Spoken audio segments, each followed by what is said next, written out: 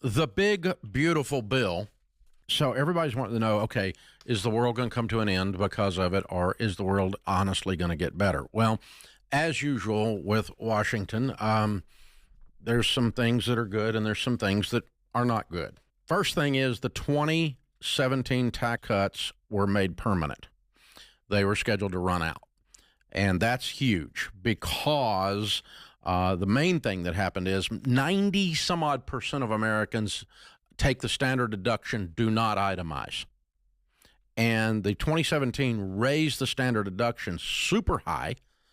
And so it keeps you from having to pay federal income tax for a whole bunch of you at all, just because you get this huge standard deduction. That's some real savings for most people. And they increased it another $1,500 in 2025, not for 24, but for 25, which when you file next year, you'll see that. And it's going to continue to increase adjusted for inflation. So that's a nice thing there. So it makes the income tax filings be fairly easy for most people. No taxes on tips and overtime. A politician kept a campaign promise. Note this. It's fairly unusual. Doesn't happen much. He dreamed that up and everybody went bonkers, and they actually did it. Now, it's got limitations to it. The bill adds a tax deduction of up to $25,000 for income from tips. So you don't pay taxes on that. And that's not dollar for dollar, but it will reduce your taxable income by that much. Exactly. Which is helpful. That's still a few $1,000 for most people that work on tips. Yeah, and it's only for 3 years, 25 through 28, and then it expires. The deduction phases out if you make over $150,000 a year or $300,000 for couples. Same thing for overtime. It phases out on that and is only for 3 years. And the bill adds a tax deduction of up to $12,500, $25,000 for couples for qualified overtime wages. So that's good. That's good. That's a move. Trump accounts, babies born from the start of 25 to the end of 28 would receive a $1,000 Trump account deposit. Where is that going? It goes into it's managed by the Treasury, and there are no tax advantages like there would be with a 529 plan or a Roth IRA. So the best part is the free $1,000. It's just $1,000. You get $1,000, and that it'll have compound growth. I'm not sure how they're investing it. I'm not sure how much control you'll have. Like none. But it does have restrictions, and you have to withdraw it at a certain time and all that kind of stuff. But it can be used for college, home buying, starting a business. It's $1,000 one time. It's useless. Yes. So I was excited at first, and they're handling it because I thought this could replace Social Security. Political BS, but it's not enough. Student loan overhaul. I'm not going to get into that. Don't take student loans. Okay. Auto updates. Those who buy American-made new vehicles can deduct up to $10,000 a year in interest on the auto loans. And that deduction phases out if you make more than $100K or $200 for couples. The bill ends a $7,500 tax credit for the EVs. We knew that was coming. We knew Elon was pissed. All right. Bill ends tax credits for rooftop solar, geothermal heat pumps, and other energy-efficient home devices at the end of 2025. If you're going to do any of that and want the federal tax credit for that, you do it by the end of this year, installed and paid. Can't just be contracted for. Has to actually be done by the end of the year. Medicaid reduction. The bill creates a tax deduction of $6,000 for seniors for 3 years, 25 to 28. The deduction decreases if you make more than $75,000 or $150,000 for couples.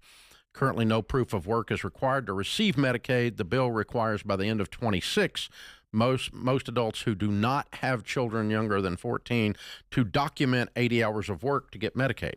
That's per month. Volunteering or training. Not a week. Don't worry, guys. Or something. Yeah. So that's about a part-time job right there.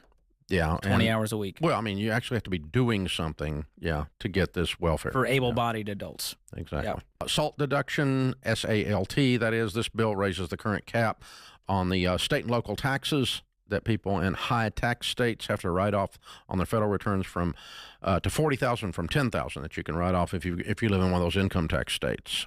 Charity deduction bill lets you write off up to $1,000, whoopee, of your donations, $2,000 for couples starting in 26, even if you take the standard deduction. All right, that's new, but it's a whole $1,000, whoopee, no big deal. Tax credit for children, $2,000. It raises it to $2,200 and adjusts for inflation after that. So that continues as part of the 2017 bill. HSA, more people are eligible and money can be used for more expenses like gym memberships. That's a cool one. That's neat. I'm a big fan of the health savings accounts. 529 can be used for more expenses like tutoring or dual enrollment fees, workforce training after high school. This is great for the trades. Mike Rowe will love this. The trades will be kicking up. That's good. Basically, a bunch of little tiny stuff. There's no big, beautiful thing in here. Yeah. It's a bunch of nickel and dime stuff. I mean, the top tips, I think the big one's no taxes on tips and overtime. It raises the debt ceiling by $5 trillion, which estimates are that'll probably last about the time that Trump is in office. And then they'll have the bump into the ceiling again. There's not anything in here that's going to change your life. Here, there's some tax cuts. So if for the people that were doing well, the best thing that they did, the biggest thing, and it's kind of quiet on this, the way this is written up, is that they just made permanent the 2017 stuff, which is really big stuff. Yeah. In 2017, the thing they did do for those of you that run a small business is they brought the R&D write-off back. Thank God. If your business is under 31 million annually, you can start immediately taking your R&D tax credits back. That had been in place for like 75 years and went away 2 years ago. Weird. Because they didn't renew it because Congress sat on their thumbs, which they usually do. And so small businesses were getting slammed because they lost a huge depreciation issue on R&D. I know I did. If your business is more than 31 million, it's still coming back. If you're, like ours is about 300 million, so we don't qualify. And so it's still coming back, but we're going to have to wait till like 26 or 25 for it to show up. So big, yeah, beautiful, Bill, sure. It's a bill. I'll give him that. It's a bill.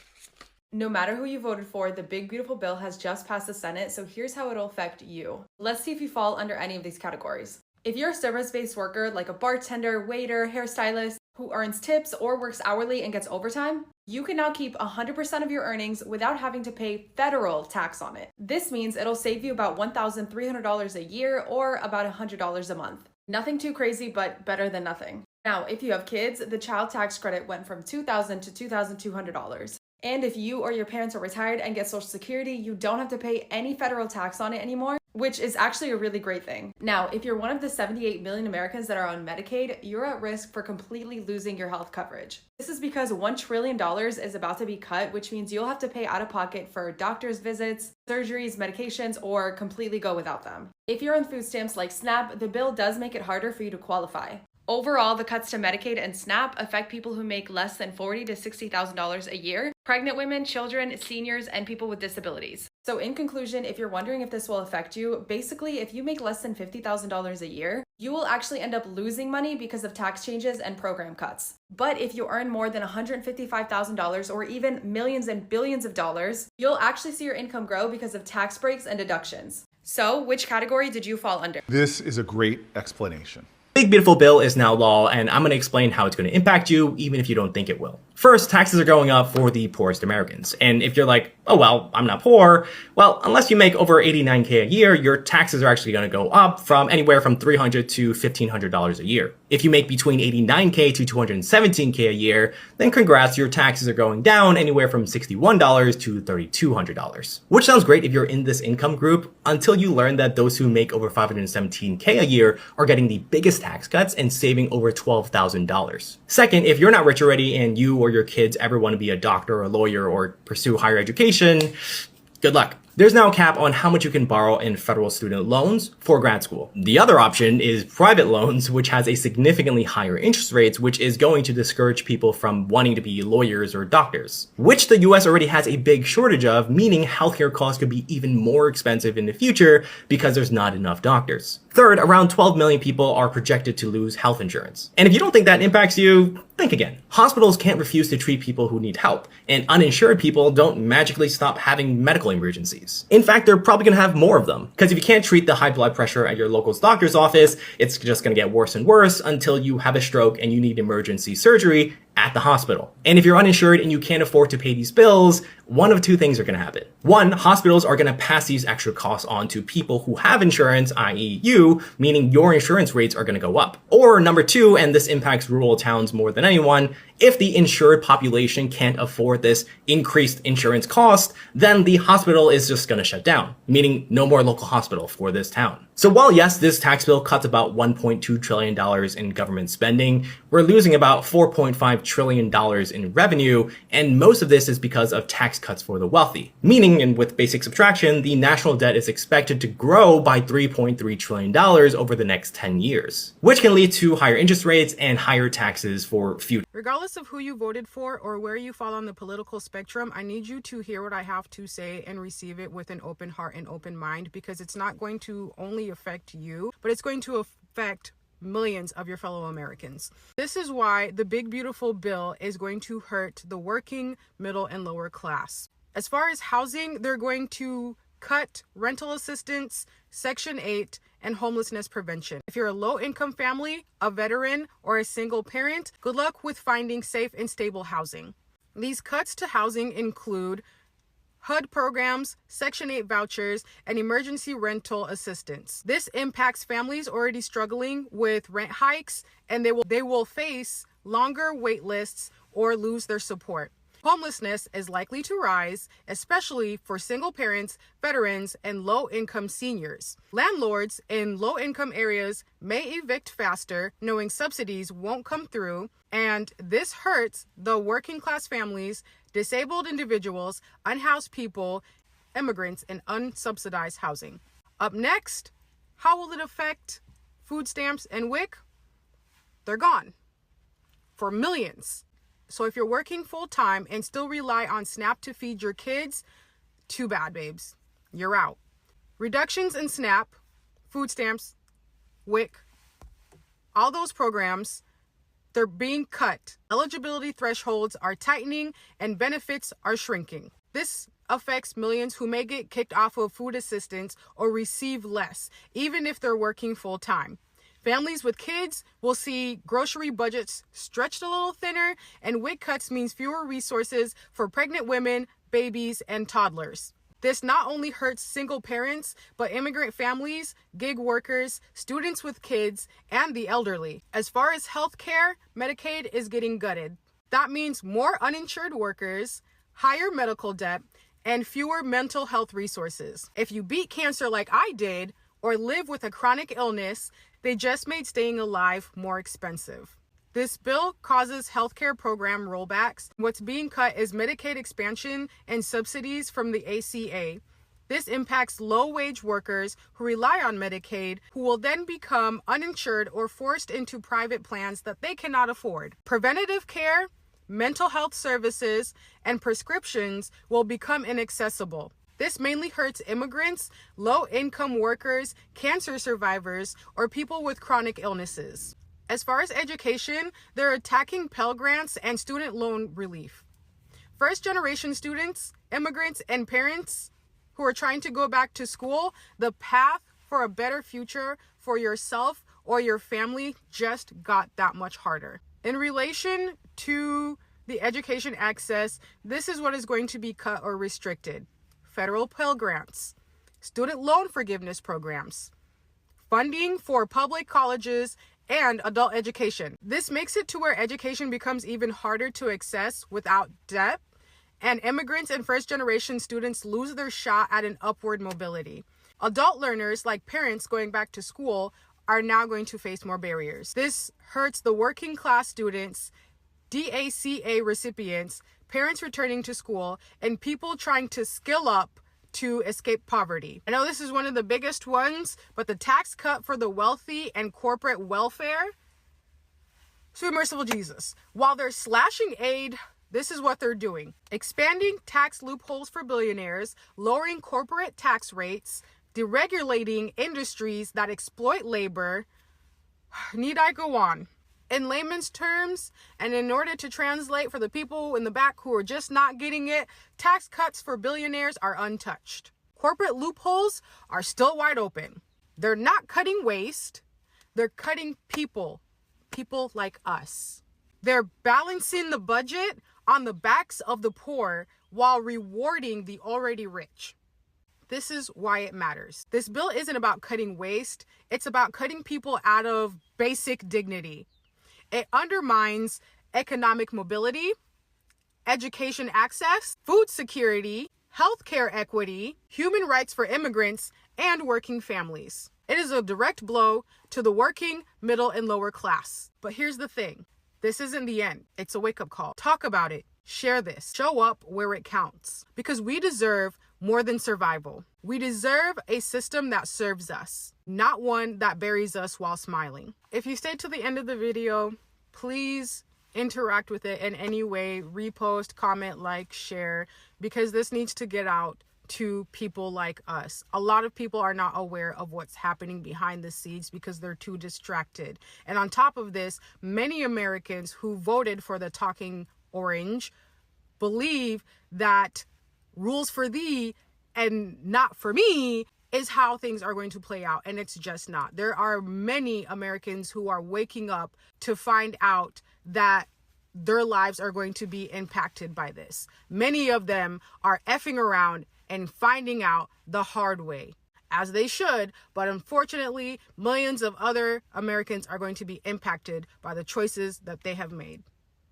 So if you stayed, thank you from the bottom of my heart. I hope you have a fabulous day, and God bless you. Here are the winners and losers from Trump's big, beautiful bill. 4 winners, 4 losers. Winner, corporations. Permanent tax cuts equal bigger profits. Investors win too. Losers, our kids. Adding $3 trillion to the national debt. We're just kicking that tax can down to the next generation. Winner, high earners. SALT deduction cap raised from $10,000 to $40,000. Loser, low-income families. 12 million families expected to lose Medicaid coverage over the next decade. Winner, waiters and bartenders. Tips are now tax-free. Loser, healthcare workers. Medicaid cuts means 5,000 fewer jobs in the field. Winner, fossil fuel companies. Big boost from rolled back regulation. Loser, Tesla. EV tax credits? Gone. That's 4 winners and 4 losers. Are you a supporter of the bill? The Republicans know they cannot win the midterms if they've already damaged the very working class that they depend on for those votes. And that is how you know that they know exactly what they're doing, that they are intentionally harming their own voters, but delaying it until after they've gotten their vote first. Delaying it until it's too late for them to do anything about it. They're getting the working class to vote against their own interests. When the American empire finally collapses, historians will not be shocked by the greed of the elite. They're going to be appalled by the loyalty of the poor. Working class didn't just vote against their own interest. They worshipped the very billionaires that were exploiting them. They slashed their own benefits. They gutted their own health care. They took food away from their children. And they didn't do it because it would help them. They did it because they were told it would hurt someone else. And that's exactly what we're seeing as we attack an entire group of human beings. 10 things I hate about the big, beautiful Bill Act that very unfortunately passed Senate today. And here's what it means for the normal American person. First, 11 million people will most likely be cut from Medicaid. Second, grad school, medical school, dental school, law school, all capped at $150,000 in loans. That's all you get. So if you're not rich, you don't get to make those professional degrees part of your upward mobility. Not an option for you. 3, tax breaks for the rich. The top 1% will save thousands in tax breaks, while someone making $80,000 a year may save a couple of hundred. 4, hospitals will be getting less funding from Medicaid. The reimbursement will be lower, which means less money to the hospitals paying for care, which means longer wait times, less staff, and overall worse experience for all of our patients. This will especially affect the rural hospitals and those safety nets who take a lot of patients without insurance and who really depend on Medicaid reimbursement. And if that's not worse, let's look at number 5. 1 in 4 children who benefit from SNAP benefits and food stamps, yeah, they're going to be cut. 1 in 4 children. We're taking food from children. 6, Medicaid bans for abortion and gender-affirming care. So if you have private insurance, if you can afford that, that's fine. You can go ahead and get those treatments, but poor people will not be able to. So you're going to have that baby, and then you're not going to be able to get the food stamps for it, and you're not going to be able to get the Medicaid insurance. So that's what we're doing to people. Those on the Affordable Care Act, those who have Obamacare or whatever you want to call it, yeah, that's getting more expensive too, and harder to get. Number 8, more red tape for the poor. So people are going to have to reapply and do more paperwork regularly for Medicaid. However, those who are rich get tax breaks with no extra work, or very least minimal extra work for their tax person. Number 9, not only are hospitals getting less funding from Medicaid, but so are individual providers, once again making them less likely to want to take the insurance from Medicaid patients, meaning that they will have less access to health care, once again hurting anyone who is not rich. And my favorite, number 10, it adds $3.3 trillion to America's debt. This isn't saving us money, it's adding to our debt. You're cutting money from poor people and you're giving it to the rich, and you're adding to the overall deficit. So if you stuck around for this whole video, this is the time to act. The bill now goes to the House to get voted on, and we do not want this to happen. So call your representatives, share this video, peacefully protest, share your stories and experiences. Talk about why you're on Medicaid. Talk about how that's helped you. Real people's stories helps a lot more than statistics. We have to get through this together. Donald Trump's big, beautiful bill will make America more indebted, more unequal, and less green. Here are 4 things to know. The first is that the bill is big. Really big. Nearly 1,000 pages of tax cuts, spending reductions, and new outlays for things like the military and the border. Senators have been voting on trillions of dollars in spending with barely any time to check the details and on hardly any sleep. The compressed timeline and lack of transparency makes it easy to slip in extra provisions, which are hard to get rid of once they become law.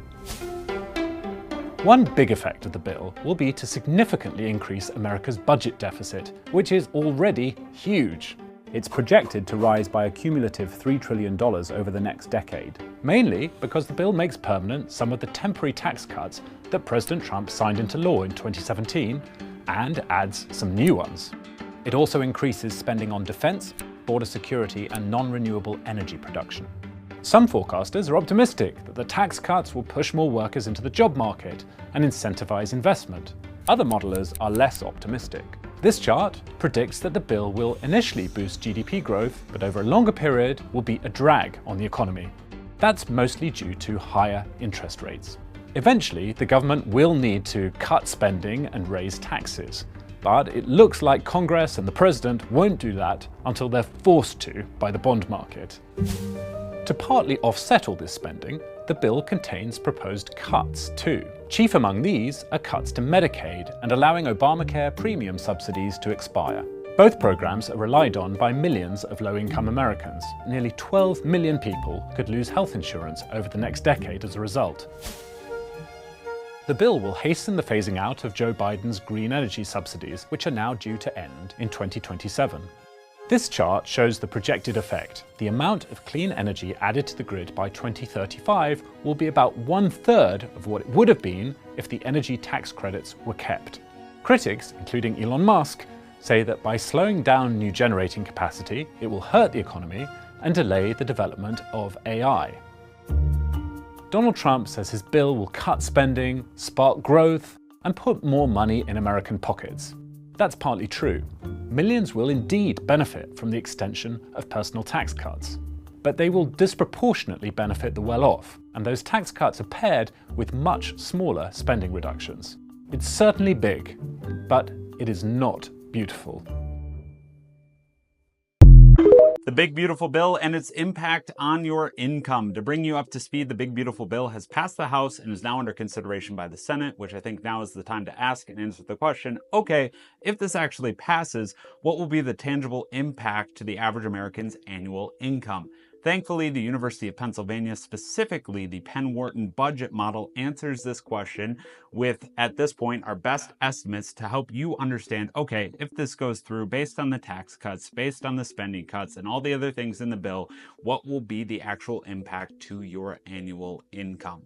The way that they answer this question is by dividing Americans into 5 different income categories, and then they give a dollar amount as well as a percentage change to help you understand the impact. Before we dive into the data, please take a moment to hit that follow button, but without further ado, for those in the lowest quantile, which is just a fancy way to say fifth, making $0 to $17,000 a year, they will see an impact in annual spending of negative $820. So negative is bad in this case, and a percentage change of negative 14.6%. This is the biggest percentage change out of all income quantiles.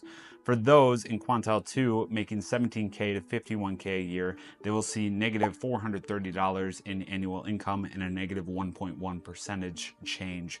For those in income quantile number 3 making $51,000 to $93,000 a year, they'll see plus $840 or a percentage change of positive 1.1%.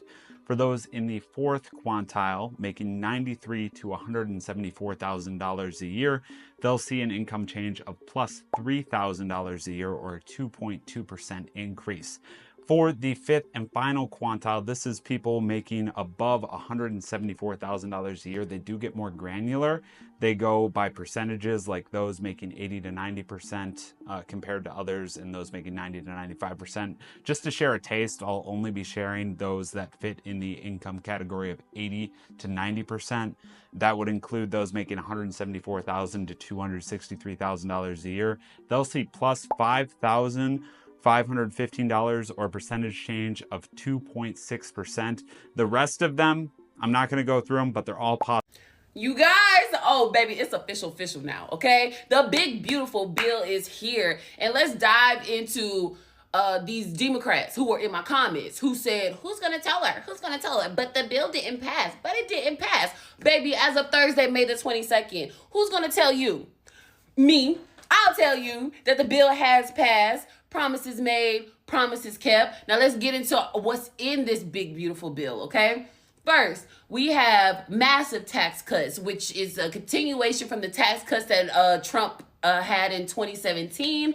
No taxes on tips, no taxes on overtime, tax deductions for seniors and tax relief for seniors, and tax deductions when you purchase an American-made vehicle, along with strong border security measures, pay raises for our ICE and Border Control agents, funding for the Golden Dome, and this one, which I really love, a Trump savings account for all newborns, you guys. Starting this account off, he will be starting this account off with $1,000. I'm obsessed with that. Like, who would have thought? I promise you, if I was just like a left-wing chick and I just watched CNN and MSNBC, like I would honestly think that this was like the worst thing that was happening in the world. But the fact that the Lord has given me a mind of my own, and I've been able to go out here and do research for myself, and I've been able to actually sit and listen to what's going on and dissect this bill, I don't see anything that is wrong with it. They say that it's going to cause like massive debt. Baby, we already in massive debt, okay? And it really doesn't matter because if you look at all of the people who are coming to invest into the United States, honestly, I feel like it's not even going to be a problem. Another scare tactic that they're putting out there is that there will be major cuts to Medicaid, to food stamps, and to all these other programs. Please listen up. There will be no cuts to Medicaid. No one is losing their Medicaid. No one is losing their food stamps. The thing that this administration wants to do is get rid of waste, okay? Waste, fraud, and abuse. If you don't know, there are, like we said, there were like over 20 million immigrants that came over into the United States during the Biden administration. So a lot of those people are actually on Medicaid. A lot of those people are actually on food stamps, and they are not paying the same taxes that we've been paying. So they've really been getting a free ride. So that is the only thing that this administration is going after when it comes to Medicaid, food stamps, and everything else. They just want to make sure there are no illegal immigrants. There are no people who are not citizens, American citizens, receiving these benefits, okay? Which there's nothing wrong with that. But these Democrats, they want you to live in fear. They want you to be scared of what's to come. They want to exaggerate what has actually happened so that you can continue to go against this administration. But baby, I'm here to tell you that you don't have to do that, okay? You're going to get the right perspective over here. So keep watching, tune in, and baby, we're making America great again. We're making America great, healthy, wealthy again, and this is just the beginning. So who gonna tell them? Somebody tell the Democrats that we here. We here. Tax bill here. Guys, we need to stop getting our news from TikTok as if it is 100% accurate. If you see something that makes you question things, maybe double check it from another source. I don't know who I am. My name is Mandy. I'm a mortgage lender. I originate loans as my day job, but I also make educational content here on TikTok. Somebody reached out to me the other day, and I had been communicating back and forth with them for several months. They asked me, will the new bill that Trump passed impact me because I don't want to put my boyfriend on the mortgage? And I'm like, your boyfriend definitely doesn't have to go on the mortgage. We never talked about your boyfriend going on the mortgage. What did you see that makes you think that things have changed? And she sent me this video that I'm going to play for you. The bill that Trump just recently passed states that if you have been in a relationship for 5 years or more, as of August the 1st, you are legally married, guys. So I watched that video and I'm like, I've never heard of this before.